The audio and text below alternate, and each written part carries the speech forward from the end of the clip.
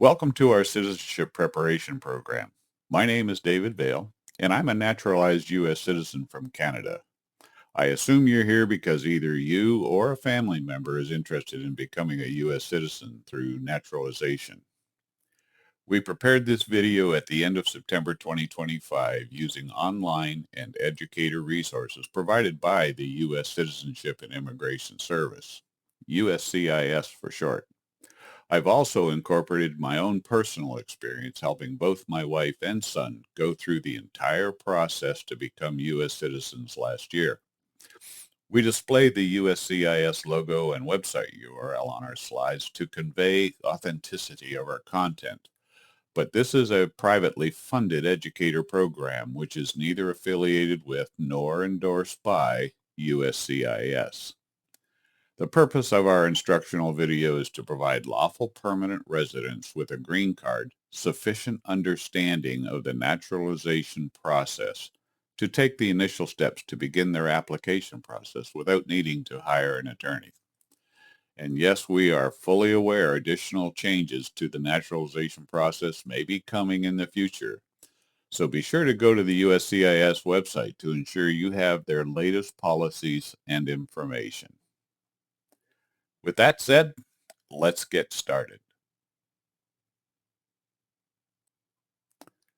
We'll cover these topics, including the ones everyone cares the most about: preparing for the interview and civics test, costs, and how to complete and file your application for citizenship.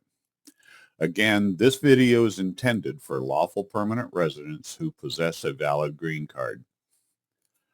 So let's begin with looking at the general eligibility requirements for non-military applicants.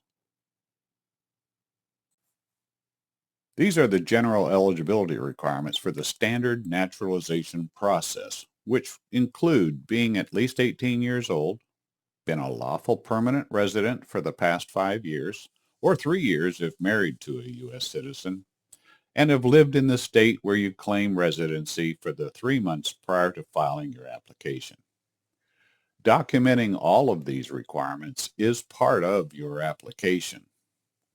The criteria for non-U.S. citizens serving in the U.S. military is different.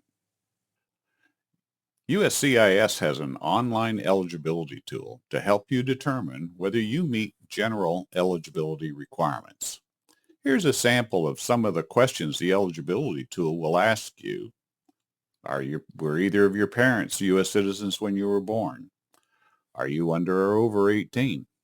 Are you a member of the U.S. Armed Forces? And are you a lawful permanent resident with a green card?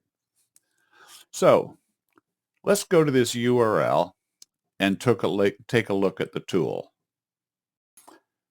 As you can see in bold under the picture, we highly recommend you use this tool before you begin the process because you don't want to spend your time or your money or the effort if you do not meet the basic eligibility requirements.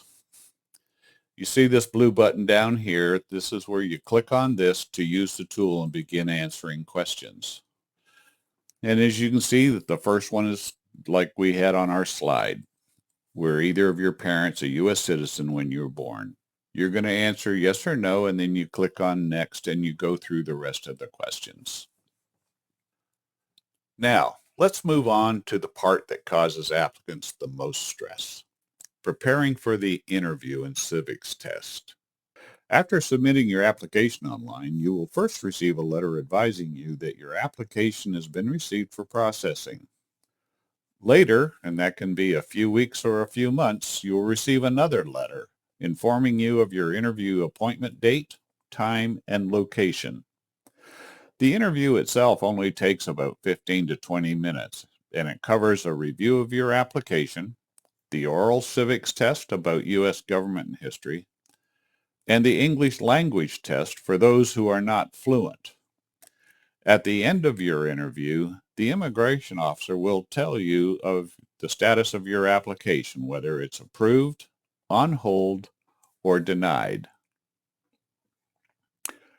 Now let's talk more in detail about that brand new 2025 civics test. A new 2025 civics test replaces the 2008 version and applies to applications submitted on or after Monday, October 20th, 2025. The new test has doubled the questions that may be asked, and the pool of questions is expanded from 100 to 128. For those 65 and over, the pool remains at 20 questions, and the number of questions that may be asked remain at 10. Let's look at the study guide that's available for download.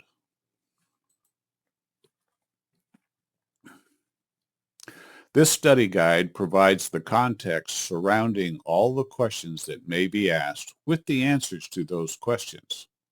So you can see the table of contents, the chapters and what's in each of the chapters. And if I scroll down towards the end, look at the very last item. The very last item is the 128 question test with the answers. And these are the last 10 pages of this particular study guide. So if I scroll down here to look at the first set of questions, this is what we're talking about. You can see these first several questions. What is the form of government for the United States?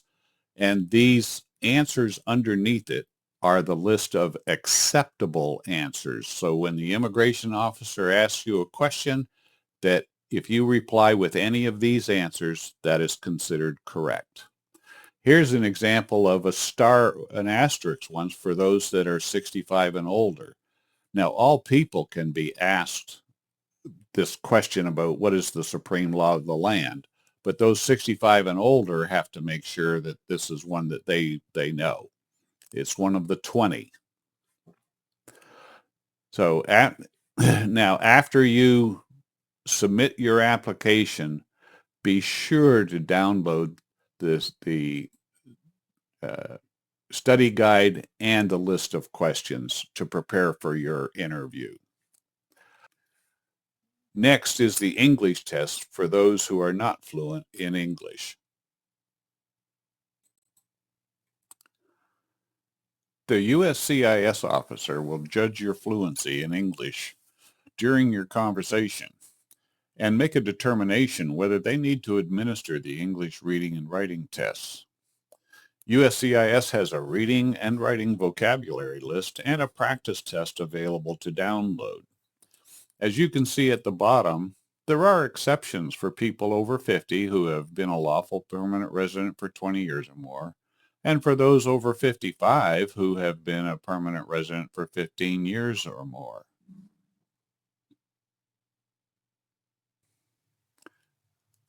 The next group of slides are intended to help you get a feel for the kind of questions you might be asked during your civics test. We're not going to cover all the questions here. The new study guide I just showed you should be your primary resource for preparing for the oral civics test. You should expect some questions about America's founding documents, specifically the Declaration of Independence, the Constitution, and the Bill of Rights. We're going to talk about each of those individually. The Declaration of Independence was written by Thomas Jefferson, and it was adopted by the Continental Congress on July 4th, 1776. And that's why on July 4th of every year, Americans celebrate Independence Day. The purpose of the Declaration of Independence was to list all the complaints against King George that constitute proof of the right to rebellion and explain why the colonists wanted to separate from England. The Constitution is the supreme law of our land. It was signed 11 years after the Declaration of Independence in 1787. The Constitution established the three branches of government and their separate powers, which were intended to be checks and balances. Article 1 established the legislative branch, or the Congress, and it's comprised of the House of Representatives and the Senate. Article 2 established the executive branch, which includes the office of the President and Vice President and all the departments and agencies of the federal government. Article 3 created the judicial system, or the courts. It includes all the federal courts and the Supreme Court of the United States. The Supreme Court has 9 justices, which have a lifetime appointment. The remainder of the Constitution, Articles 4 through 7, describe the relationship of the states to the federal government and establish the Constitution as the supreme law of the land. They also define the amendment and ratification process. The Bill of Rights were ratified 4 years after the Constitution was ratified. The Bill of Rights is the first 10 amendments to the Constitution. It spells out Americans' rights and liberties like freedom of speech, press, and religion, the right to bear arms. The Bill of Rights also sets out the rules for due process of law. There have been a total of 27 amendments to the Constitution that have been ratified. And just so you understand, once an amendment is ratified, it becomes part of the Constitution.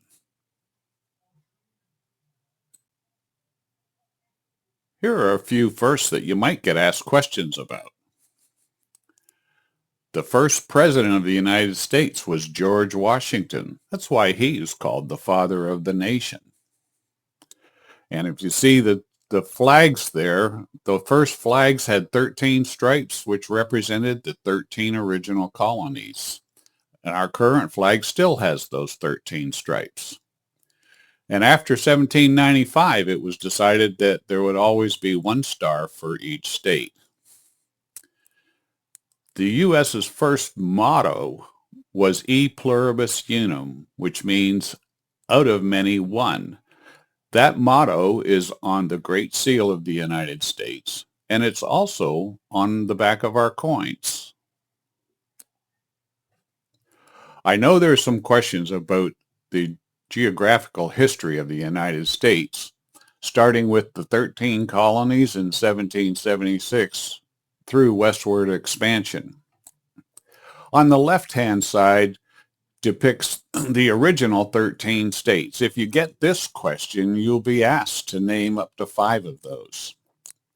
On the right-hand side of the slide depicts the United States expansion from those original 13 colonies westward, where new territories were established. In the center of the country, of the continent, United States purchased a large tract of land extending from the Gulf Coast up to Canada. It was known as the Louisiana Purchase and became the Louisiana Territory in 1803. This is what the United States looks like now, with the 48 states on the center of the continent, and then the last 2 states, Alaska and Hawaii, added in 1959. Our capital is Washington, D.C., and on the lower right, you'll see that the United States has 5 U.S. territories. 2 of them are islands in the Caribbean Sea, the Virgin Islands and Puerto Rico. 3 of them are islands in the Pacific Ocean, America Samoa, Guam, and the Mariana Islands.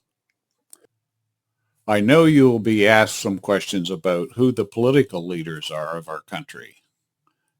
Like, who is the President of the United States? Who is the Vice President?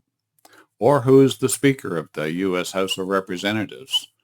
The reason that you would be asked those questions is that that's the order of succession. If for any reason the president cannot fulfill his duties as president, who would become the president after him? That would be the vice president. But if the vice president also could not fulfill his term, then who would be the president after the vice president? That would be the Speaker of the U.S. House of Representatives, who is currently Mike Johnson. You might also get asked questions about the political leaders from your state, like name one of your U.S. senators, or name your U.S. representative, or who is the governor of your state? That's enough about the test here. Let's move on to the application costs. The application is officially called Form N400. Here are the current N400 application costs. As you can see, it's cheaper to file online than to mail a printed paper application with supporting documents. Prices may change in the future, so be sure to verify on the USCIS website before filing. But there are some exceptions, which we will talk about next. Fee waivers and reduced fees are based on household income and size and require supporting documentation like tax returns to prove you are eligible. A fee waiver means your application is free, but requires a separate form filed with the paper N400 application by mail. A reduced fee is half price and also requires a mailed paper N400 application. The federal poverty guidelines on the next slide are used to determine eligibility.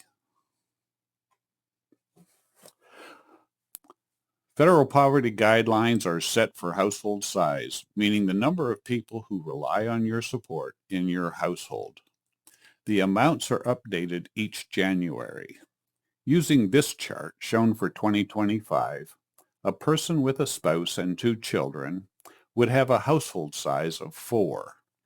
If the total household income is at or below $128,600, they would be eligible for the reduced fee of $380, which is half price.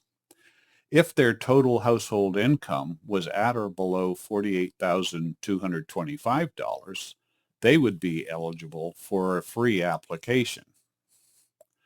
We'll now take a closer look at the N400 application for naturalization. The application for naturalization is officially called the N400 and is 14 pages long. Download both the N400 instructions and the N400 application fillable PDF. Read the instructions first, then complete the fillable PDF on your home computer before starting the application online. That way, you will know all the questions and have all the answers with supporting documents to transfer and upload when starting the online application. Let's take a look at the application and the instructions in more detail.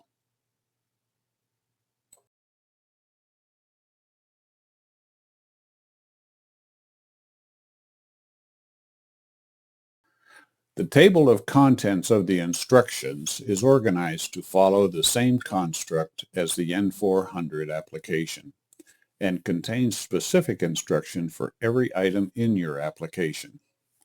There are 16 parts in the application with questions in each part, and each part identified in the table of contents is hyperlinked to that specific section of the instructions.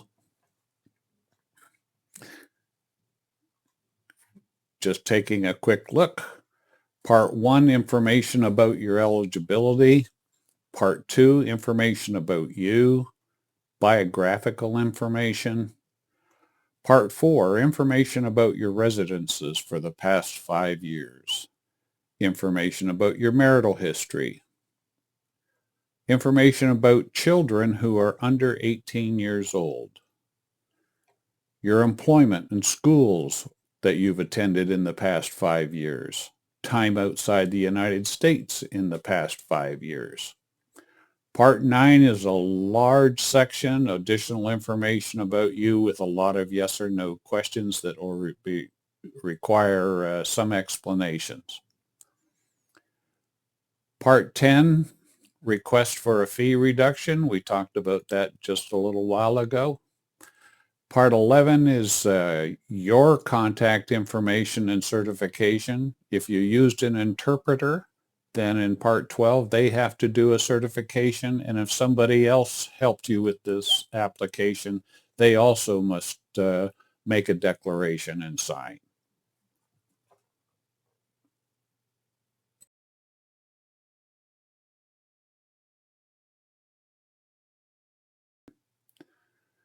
Now let's look at the application itself. Again, we recommend using this fillable PDF to complete your application offline. Make your entries, then save them. You can come back later to continue adding more information or correct previous entries and then resave. You start at part 1 by entering your alien registration number from your green card. And it's clicking into the field. It's simple as going like that. Question 1 asks your reason for filing. And if you've been a lawful permanent resident with a green card for 5 years or more, simply click into the box beside A, and it will put an X into that box, nice and neatly. Let's go down to look at information about you in part 2. And let's take a typical married woman, married to a U.S. citizen per se, and put a name in there.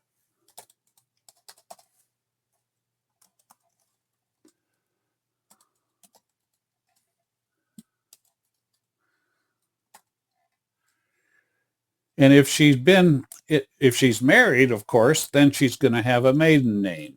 So let's put a maiden name in there.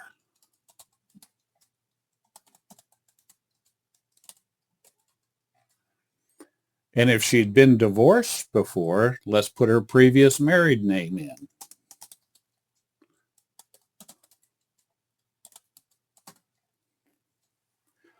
I want to point out this number 3 down here in section 2 or part 2. This is an opportunity for you to change your name legally as part of your naturalization. You have this option. And if you decided that you wanted to do this, you would just check yes, this field becomes fillable, and you would put whatever name you want to be known as from this point forward. Down here you have your birth date, your country of birth, citizenship, etc. More questions. I want to highlight this one section here called Social Security Update.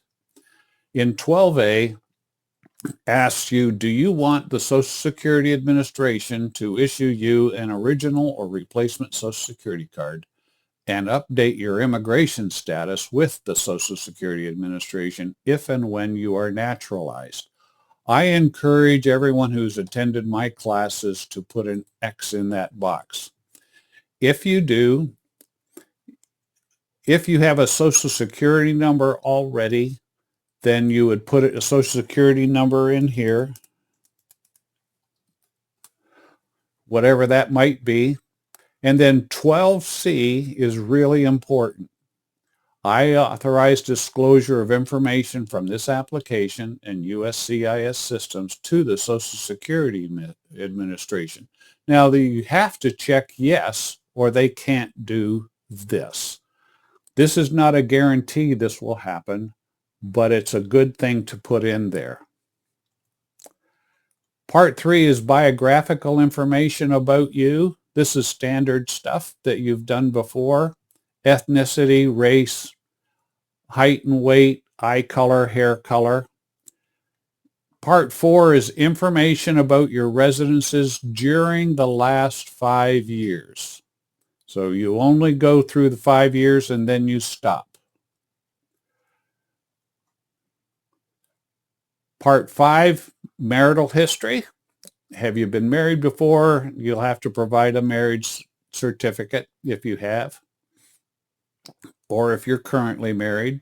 If you're divorced, then you would have to provide a previous divorce decree too.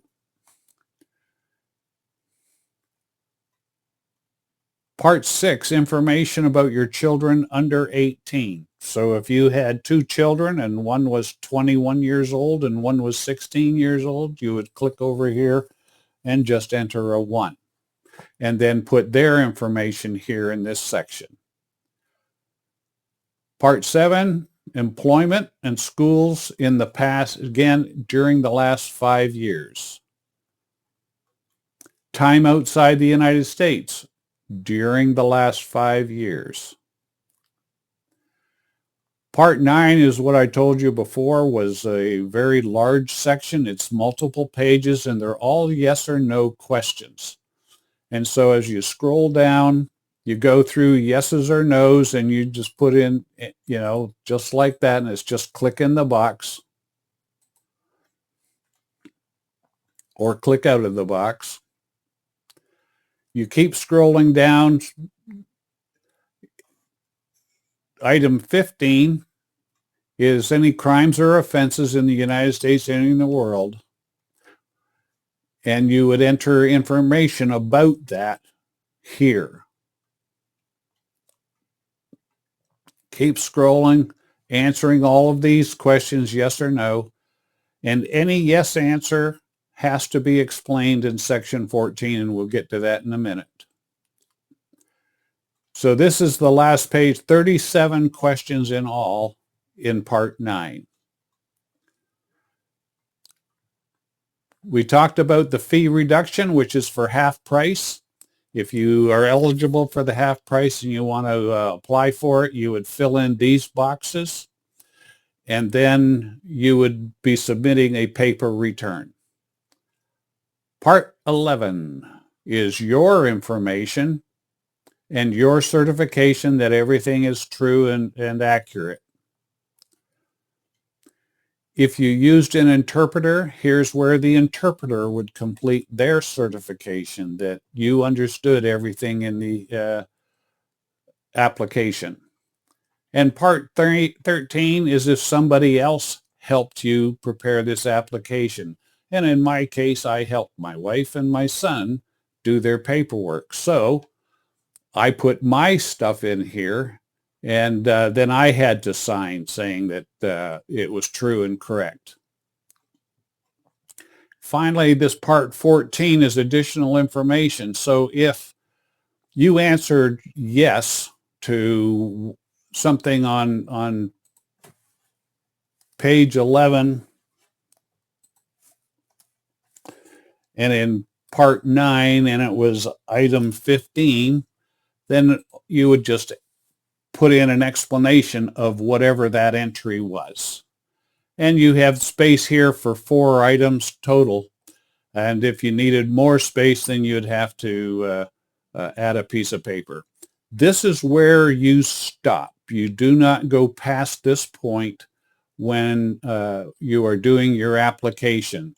Parts 15 and 16 are at the interview. When you go for your interview, you will be signing saying that everything is true and correct, and you'll be signing saying you're willing to take this oath of allegiance, and you'll be signing that. But you only do that, both of those, during the interview. Supporting documents are required as evidence for applications. When uploading your evidence, files must be in the PDF, JPG, or JPEG format.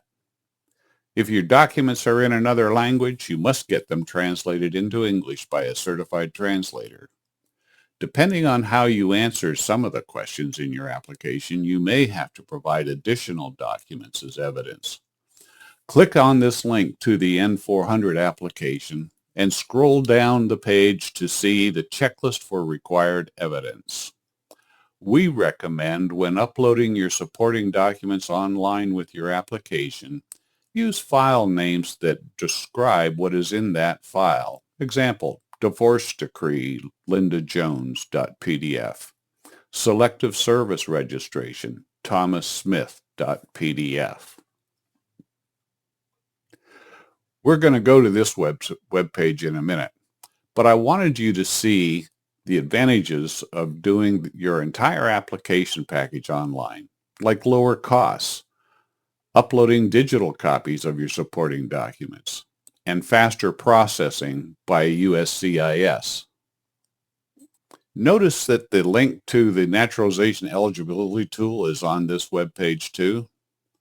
Now scroll down to see the checklist of required evidence. Open this item and you'll see what is required for your situation.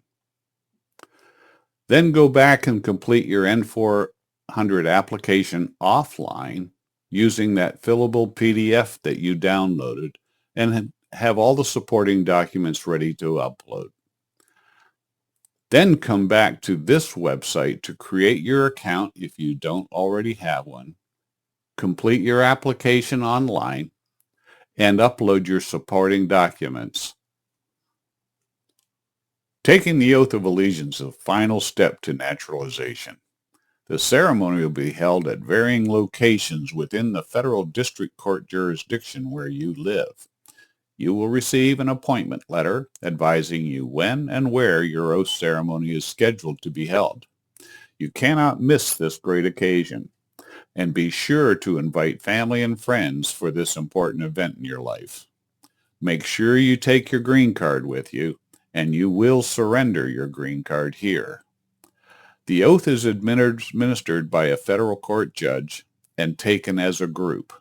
The judge will give a few words of the oath at a time, and the group will repeat each set of words. After completing the oath, the judge will present you with your certificate of naturalization and happily pose for a photo with you. After the oath, congratulations, you are now a U.S. citizen, which means you can register to vote and vote, be asked to serve on a jury, and you can travel as a U.S. citizen on a U.S. passport. Be sure to update your citizenship status with your nearest Social Security office. Take your state-issued driver's license or ID, your original certificate of naturalization, and your Social Security card. This webpage has links to virtually everything you need, so bookmark it on your internet browser. See that ellipse on the upper right-hand side below the flag? Resources are available here in many languages if you use this link circled in blue. My final thoughts and suggestions. People who can read and follow the USCIS instructions carefully can do this without having to hire an immigration lawyer. We have helped others successfully go through this process to become U.S. citizens. Get your family to help you by checking your application. Get them to help you prepare for the interview and civics test by going through the civics test questions with you often to help you learn. Finally, be sure to go to the USCIS website for their latest policies and information. We're glad you immigrated and now you want to become an American. We hope this tutorial was useful, and we wish you the best as you navigate your journey towards becoming a U.S. citizen.